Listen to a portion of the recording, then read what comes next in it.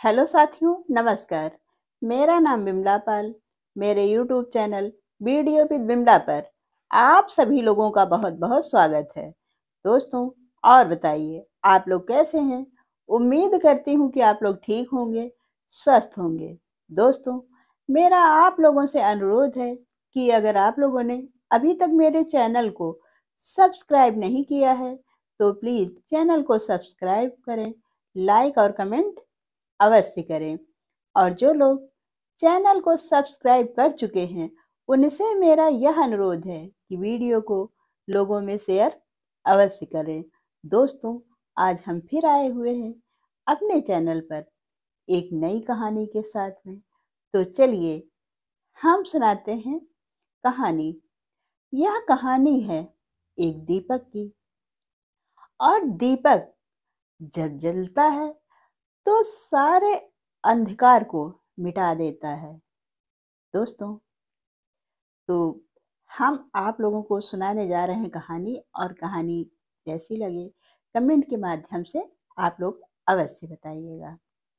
है क्या, एक बार की बात है, किसी गांव में एक परिवार रहा करता था। उस परिवार में सभी अनपढ़ थे, और जैसे ही सांझ होती थी तो घर में अंधेरा हो जाता था। लोग क्या करते, बैठते और बैठ करके अंधकार को कोसते रहते। पूरा परिवार एक साथ बैठकर कोई कहता कि पता नहीं भगवान को दिमाग नहीं था क्या जो अंधेरे को बना दिया, क्योंकि अंधेरे के कारण ही घर में किसी प्रकार का काम नहीं हो पाता, सारे काम सिमट जाते। तो कोई कहता पता नहीं भगवान ने हमारे ऊपर ही इतने सितम किए जो अंधकार बनाया, और अंधकार होने की वजह से कहीं कुछ दिखाई नहीं दे रहा है। इसी तरह की चर्चाएं चलती रहती। कुछ समय के बाद उस परिवार के जो बड़ा बेटा था उसकी शादी हुई।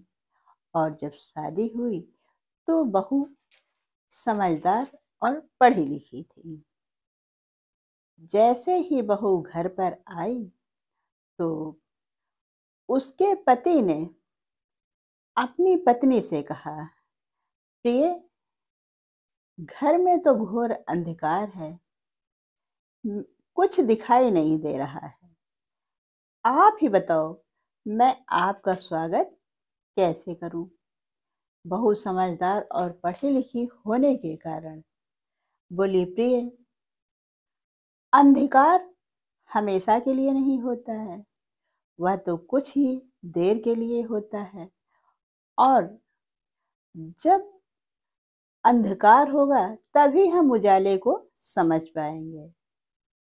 जब अंधकार होगा ही नहीं तो हम उजाले का महत्व ही नहीं समझ पाएंगे। बहू ने क्या किया, एक दीपक उठाया और उस दीपक में रुई की बत्ती बनाई। रुई की बत्ती बनाने के बाद दीपक में तेल डाला और आग से जला दिया। दीपक के जलते ही घर में रोशनी हो गई। सारी चीजें यथा स्थान दिखाई देने लगी। यह देख करके घर परिवार के सभी लोग बहुत खुश हुए।